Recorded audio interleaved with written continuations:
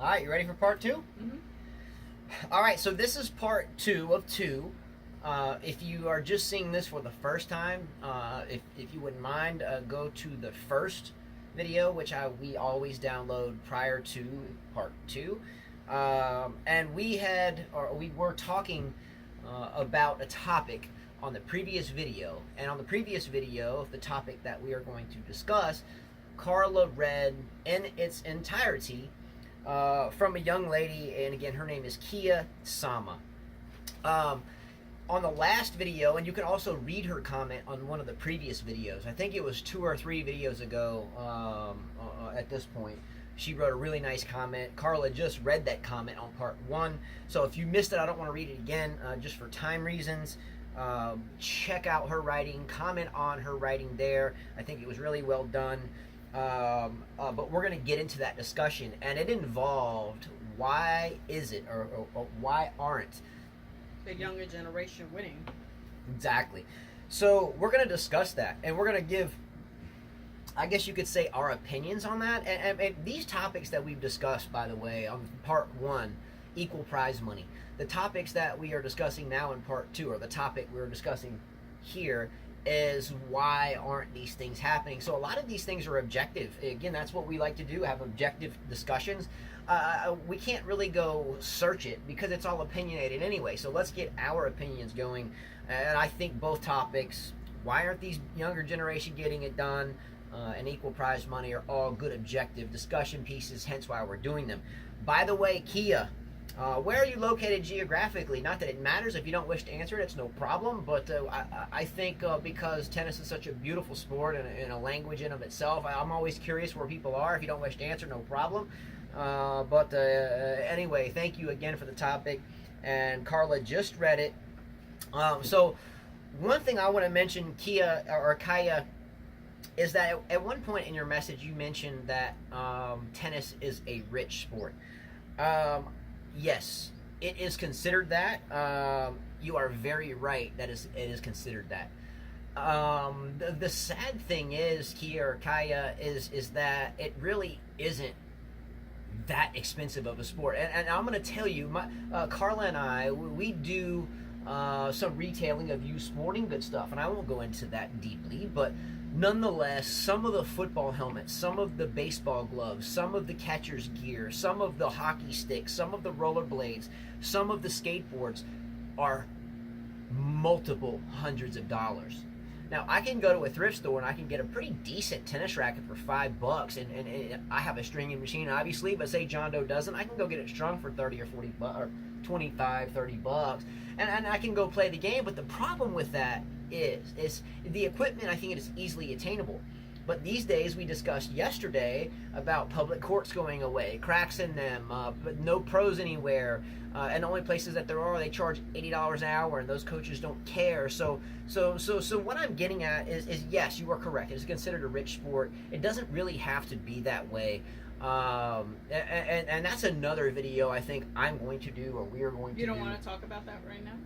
Well, I mean, but tennis is a rich sport, Justin. It shouldn't be that way. But it is. It shouldn't be that way. The difference between football and baseball, yes, the gear might be more expensive, but we had our kids in baseball.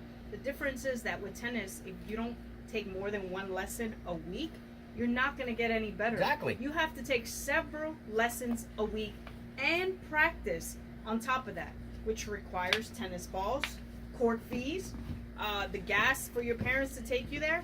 So all that adds up, and these coaches charging $80 an hour, and sometimes they don't want to take these students, so they throw them in a group lesson and let someone from college just going to college or a high school student teach them. Yeah, and on top of that, they bring out these little orange balls and red balls and all that. Look, I don't even want to talk about the red.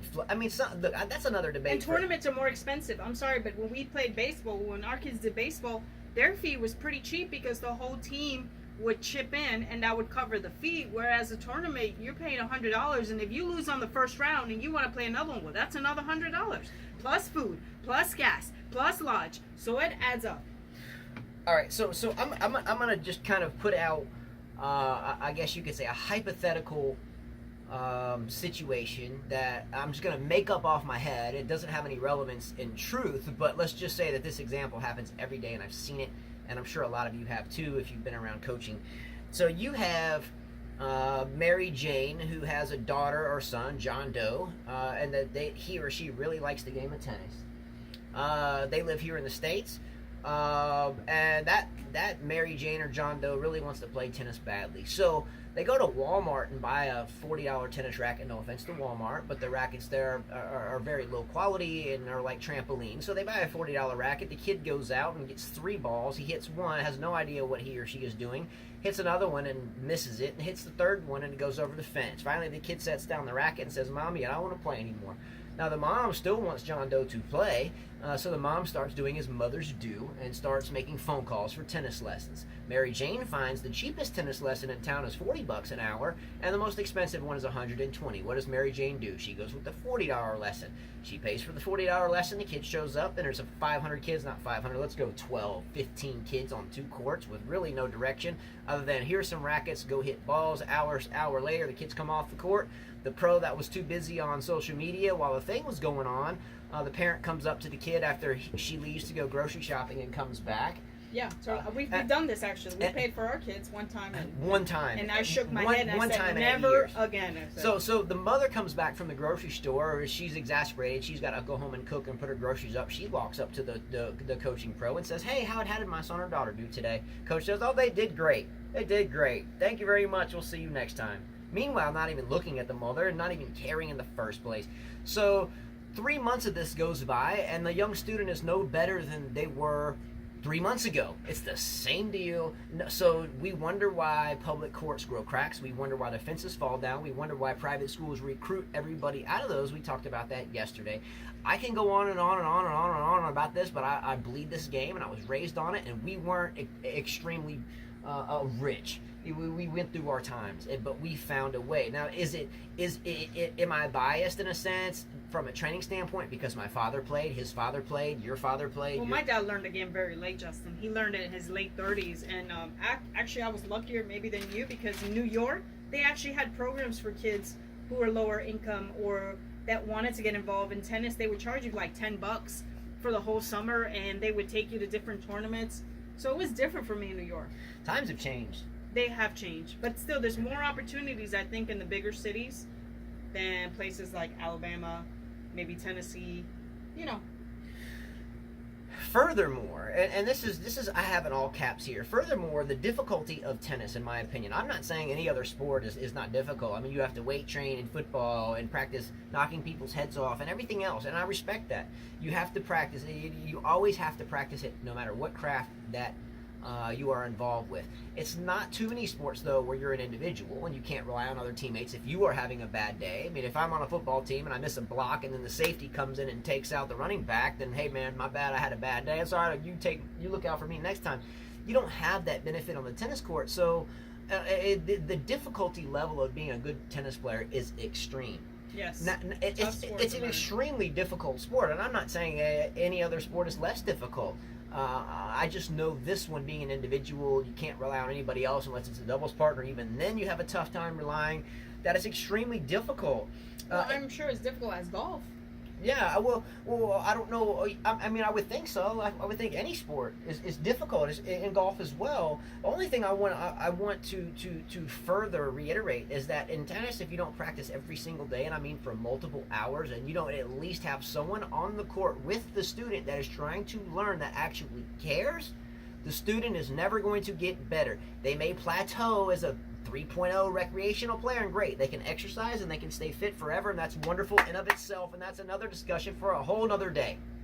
I'm not talking about in this discussion about recreational players, and there's nothing wrong with that, but this discussion is from Kiyosama, and the discussion is, why aren't the younger players getting better? It is an extremely difficult sport, and it is an extremely expensive sport because of the absolutely ridiculous lessons prices that are being dictated by selfish pros, in my opinion. And I'm a coach, and I won't get into all that either. But 90%, not all, 90% of the coaching that I see is lackadaisical, no energy, old, overweight pros, no offense, not fit, no leader examples. They're too busy arguing on social media. Their noses are stuck up in the air, and they're haphazard, and all they do is talk. Let's get real. Let's get real. Justin, here's the problem too. Back in our generation, or maybe why we saw, we had champions that were younger, was because this generation tennis has gotten a lot more expensive. Going back to the rich thing, before all you needed was a coach. Now you need a coach, a physical trainer, but that's a psychologist. That's not even right. You don't need that. But that's what they make. I mean, that's what these players have. They have a big team. You know what I'm saying? I mean, there's many reasons why the younger generation has phones now. Whereas back in those days, Chang, Hingis, smartphones didn't exist. They wouldn't be on their phone, would they? Wait a minute, I'll mention something comically. So sometimes we like to look up tennis nuggets, and that this is not on this paper. We look up little nuggets, and we were looking up for some type of fun tennis facts today, just to mention, and we really didn't come up with any, but we stumbled across something. I can't believe I'm mentioning, but the girl that went to a Wimbledon final, Eugenie Bouchard, she just withdrew for a tournament from a hip injury, seemingly just to get marketing mention on the tennis channel, only to pop up riding a camel with looking all pretty. Well, she had a thigh injury and she's on a donkey. Yeah. So again, these younger players are more worried about how themselves. They're going to look on Instagram or Facebook, or what can they tweet, instead of focusing on tennis. Well, back in the days, they didn't have that. Yeah, they don't care about being, in my opinion, the majority of young kids that are, let's say, westernized per se. And no offense to being westernized, but that's true. But most of the kids that are westernized with the freedom of these freaking idiot boxes that they stare at all day, no offense, but again, here we are doing a YouTube video. Are we being hypocritic? Are we being hypocrites by saying this? But wait a minute. I have a 2-year-old. I have a, what's the next one? 6, and then I have a 9, and then I have a 13, fixing to be 14. And I have a 16-year-old. Not one of them has a smartphone. Has never had one or any access to anything outside of what I see them do. Right, my little one uses it, but it's just he's watching dinosaur, like Mickey Mouse or dinosaur stuff, and in a respectful way with highly scrutinized parental controls on that. But that's the problem, to be a disciplined athlete, any type of athlete, you need to forget about all of that. It's not a popularity contest. You need to be disciplined. You need to train. When I was 17, 18, I trained 8 hours. There was no phone. There was nothing. That's all I did. Okay. I ate that, slept it, breathed it, all I thought about. All right, so anyway, we kind of delved off into an example, but I can't seem to rationalize like the likes of Korich or Zverev's and these younger generations. Though I don't see them on social media. Not that I have it. I think you look at it. Do you ever see those guys on social media? No. I don't see a lot of it. No, honestly. There's a few of them that are not. I don't even have the apps on my phone. I don't have Facebook on my phone. I don't have any of that on my phone. I have this to download these videos, and that's it. So I may be wrong. Correct me if I'm wrong, but Kia is right in a sense. Why aren't they getting it done? We just talked about people are too self-centered and worried about what they look like on the phone. But that's one example. So I don't think that would have any comparison to the Zverev. The other thing is that the older tennis players have, they are getting better. They get better as they get older. They've learned how to play, whereas back in the 80s, they would retire, at their end of their late 20s. Now these players have learned to adapt to the game. They don't play as many tournaments. Look at Federer. He just retired from, withdrew from the Rogers Cup. They play smart. They pick their schedule so they can stay longer on the tour. But I get that too. But if you're not Roger Federer, you can't pick what tournaments you play or not play. You got to pay your coaches. Lopez is still playing in his late 30s. He's a millionaire already. But you have a lot more veterans that are staying in the game longer, which make it tougher on the younger generation. If you are Borna Coric, who's one of my favorite young players, if you are Borna Coric and you have an invitation to the Rogers Masters, do you think for any way, shape, or form, I don't care if Coric's ankle was blown out and he had a cast on, he's going to play his match? What? Okay. But Federer wouldn't do that because he's a billionaire. Yeah, I understand that, but so how is that even irrelevant? What I'm saying is that the veterans have learned to stay longer on the tour because they take care of their bodies better than they did in the 80s. That's what I'm saying. Well, I think they... Now, I'm not talking about withdrawing from a tournament. I'm talking about they are smarter. And the top guys are older and are harder to beat for some reason for these young guys. I don't know. They feel a lot of pressure. The top four, like she mentions, Djokovic, Nadal, Federer, and Murray. But Murray's gone. Murray's done. They are tough to beat. Murray's done. They came in a generation, but these guys are still dominating. Murray's done. Wawrinka has a better shot. Well, he's a veteran. either way, they're both old in this game. And you know what? A lot of these younger guys, they really need to put some muscle in them. Zverev is one of them that needs to do some gym work. I mean, don't you think? I don't know. We're going to delve deeper into her side of it instead of our comments about. So again, why aren't they getting there? We've talked about our thoughts.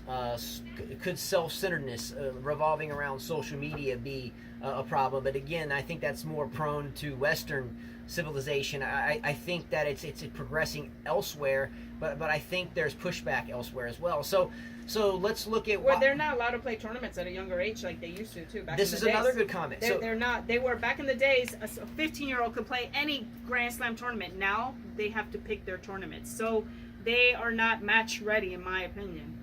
Didn't we just have a girl by the name of Kennan not long ago, a young U.S. player that was like 16? Yes. But I think she just could play one or two tournaments, right? Or two, yes, a few tournaments. And now she's when she gets old, I think when they turn a certain age, they're allowed to play the Grand Slams and a whole bunch of tournaments. So maybe there's some different behind-the-scenes politics about age and so forth. I didn't realize you were going to say that. I didn't even know. Well, it happened because of Capriati. What happened to Capriati? That she was a phenom. And then she got involved in drugs. She and got because exposed of to that, drugs. Because of that, they wanted to prevent someone from burning out at a young age, and they put that rule. Okay, yes. So I recall that, and I don't want to speak about it because I will be basically probably giving you fake news or lying to you because I don't remember it, but I do recall that there being some looking into the ages, especially for females, because of I guess you could say certain echelons within tennis, have lavish parties, and I think we can all expect that. I would assume some stay away and some do it, but because they are around certain things that at certain ages maybe they should or shouldn't see, and there are still parents involved and so forth, I think there has been some restrictive. There are restrictions. Some restrictions they set. did put that law into effect. She came back to tennis, but they did put that into effect where a certain age can't play a certain amount of tournaments. So they're preventing young people from burning out of tennis. So that could be one explanation. Maybe they're not match ready. So that that's another example. And all these are great examples. What about here's something that I just thought about. What about supplements, like over-the-counter supplements that are enabling? I'm not talking about illegal stuff. I don't want to talk about PEDs. You're talking about vitamins. Vitamins. Let's just say and we won't mention brand names. We're not going to do that. But let's just say the vitamins that are offered, whether it's at a nutrition store or at a grocery store. Is that molecular biology and chemistry and medicine coming further into fruition, and we have now perfectly legal supplements that keeps us healthier and allows us to play tennis longer. Look, I'm 40. We played for 3 hours today and did really well. I still feel great. I don't do anything, but that's a fact. Yeah, you take vitamins. But I take vitamins, and it's just over-the-counter stuff. But does that help? Or I think it helps. I also take vitamins, and I found that I am a lot stronger at almost 39 than I was in my 20s. I feel like I can run, I can lift weights, and I feel like I can beat a youngster. Oh, I do too. I feel the same way. I don't feel like I'm close to my 40. I don't feel it at all, and I think it's because, things have improved. Also, I don't know. I think this generation. Look, here's something different that I'm going to throw out there. Psychologically, life is much harder for anyone these days. The world is overpopulated. I'm not going to get into geopolitics, but I got a helicopter up top. Well, maybe there's more pressure. The world is overpopulated. Houses are extremely expensive. Cars are extremely expensive. There's wars being fought globally. I'm not going to get into that. But there are people that are getting. How do I say this without even getting into politics? There are wars being fought and people dying for no reason. And I won't get into that. And here we have these tennis courts that are finding themselves into fewer and fewer pockets across the globe, and it seems that only those that can pay for $80 to $120 tennis lessons are able to use those pockets of courts that are still kept up. Anyway, sadly, it seems to me that tennis seems to be fading away into antiquity, at least on the public sector in our geographical area, and I'm speaking in the southern area, and I'm not talking about Miami, I'm not talking about Boca Raton, but if you're playing there, then you got $80 an hour lessons, no problem. Yeah. I'm talking about the high schools in which our kids go. I'll speak about our own. No one else's. Our own doesn't even have tennis courts. The thought of getting them is preposterous to those that it would involve. We have been down this road.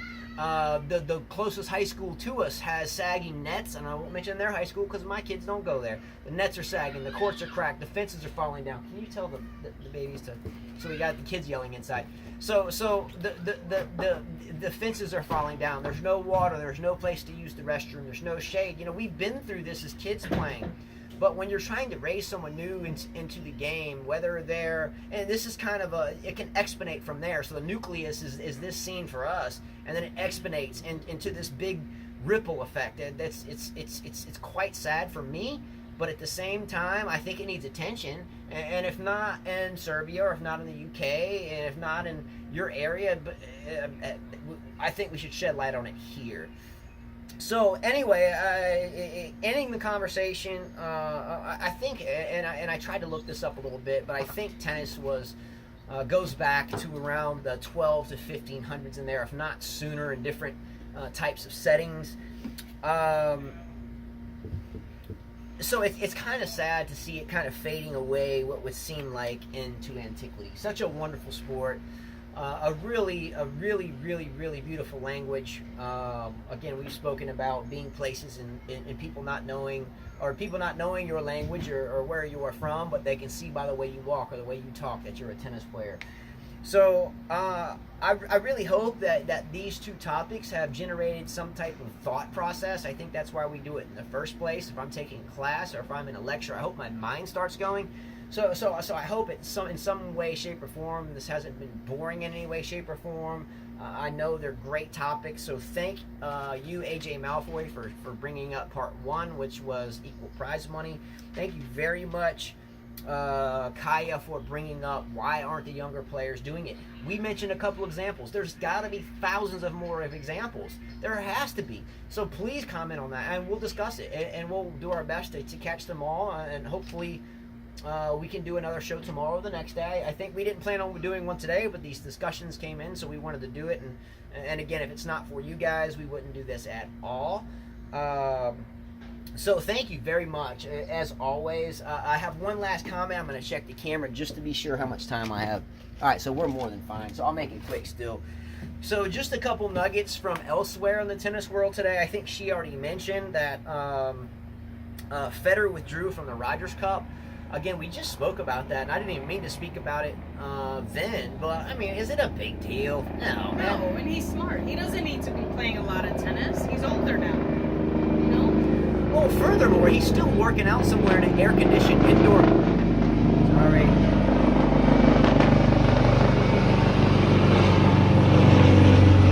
Coast Guard. Sorry about that. So Federer is still working out on an indoor court somewhere with the AC, with like one coach there, someone feeding balls there, the best ball machine on the market there. Here, I don't like this racket strung this way. String that one back out in 7 minutes.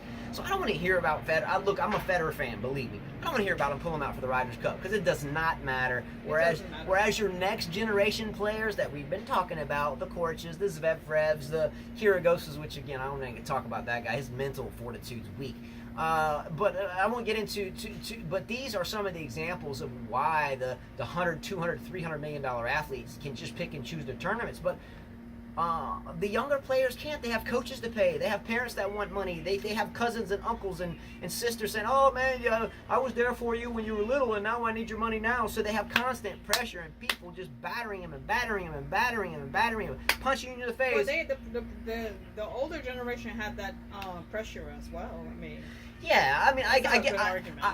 Well, let's talk about younger generation and pressure. Look, if I let's make this up. If I won the lottery and I lived in California, right, and I had relatives in New York, and I'm in the '80s when I grew up, how quickly can the people on the West Coast find out about your lottery win? It's going to take some time, right? Sure. It's going to take some time for the gold diggers to want to come ask the now person that worked for it for their money, right? Well, now lottery winner in California, they find out instantaneously on the East Coast. So everyone tied to their whole little reality less fake social media world is going to now pull reality out of it and try to just drain them dry. And unfortunately, that's the kind of life. Well, they shouldn't do that. They should but it just help happens. out. But it happens though, right? But maybe they should But it set up happens. something. I don't know. It happens though, right? I guess. We read about it every day. Yeah. You know, this person did that to me. Now I'm gonna sue him. This person did that to me. And I'm not saying. Yeah, the world has changed big time from when we were kids. I mean, isn't Boris Becker going through some big stuff now? Well, It's not my business, but I'm just saying it happens. He said yeah, I don't know. It I don't happens. even want to get But into we his won't get into personal that. life. It has, great player, love to watch it play. I'm just saying that human beings can be very, very, very, Greedy. very greedy. Yes. Human beings can be very, very, very nasty, and so can dogs and cats. I'm just saying that the world is a much more difficult place to live in from every facet. Very true, and that could be why the newer generation is not doing as well. Exactly. Now coupled with public courts with crack, country clubs grown over, their clubhouses are broken down, at least here where we live, the lights don't work, the fences are falling down, ant piles over your head on the court, vines growing on the fences, you name it, sand on the court, doesn't matter, okay? Where we play, and I won't get into where and so forth, but if it wasn't for us cleaning the court every day, the courts would have been destroyed 2 years ago or a year ago. So all I'm saying is the life's a much more difficult place to live, and with the seemingly the only halfway decent tennis coaching you can get, unless you play it on your own and teach your own kids. We got like Coast Guard drills going on or something.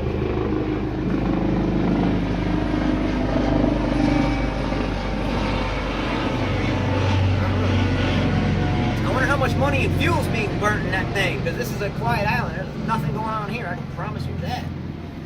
Maybe he's going to check on that bird's nest over there in that Well, $200 million helicopter.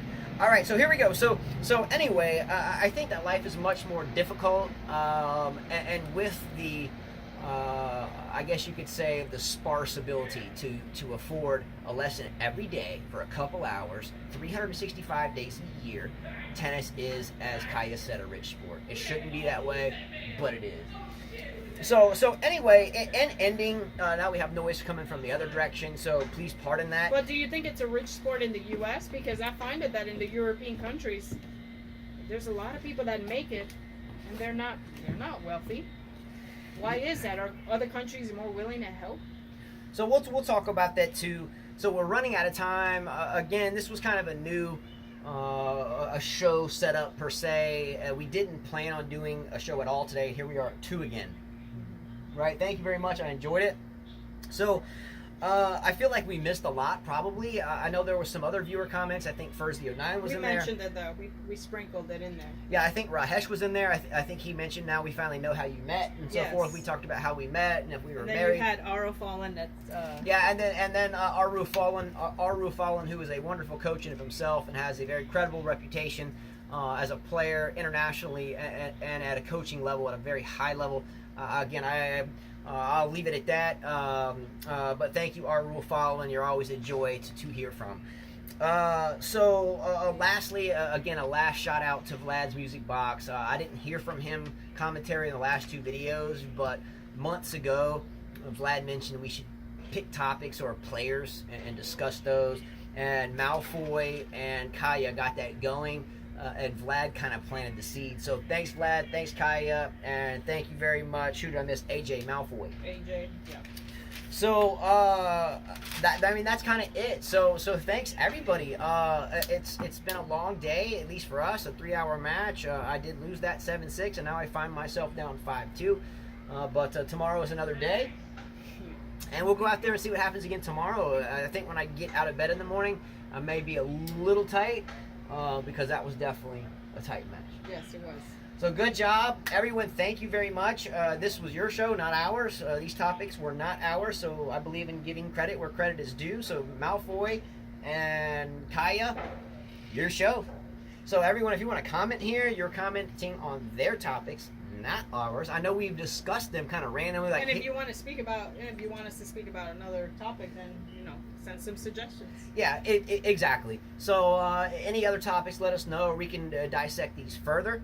I'm sure there'll be a lot of the good stats that will come and some good opinions. So we'll try to whip those together as well. So hey, click a like below, subscribe below. It'll take me a couple of hours now to download these and so forth, but I hope you enjoy them. Share them with people. We're getting better. I think Vlad has helped us a lot in terms of being more efficient. But now I guess we were doing some research where if people share it, it helps us too. And again, our whole goal is just another way of sharing the game that we love with people. And I think if we do that, then in this reality or the next, or this life or the next, or whatever you believe, that it'll be a whole different world and the better. So with that said, go tennis. Thanks everybody. And Carla, she always says, adios. Hey, by the way, I didn't want to shake your hand at the net today. That's okay. Match was over. I like walked up to the net, snatched my towel off the fence, went up to the net. I shook her hand, I gave her a handshake. We like crossed nets, picked up balls like on the other side of the court. You know what I mean? But I have fun. Yeah, I did too. All right. Tomorrow's another day. Thanks, everyone. We'll see you next time. Take care. See ya.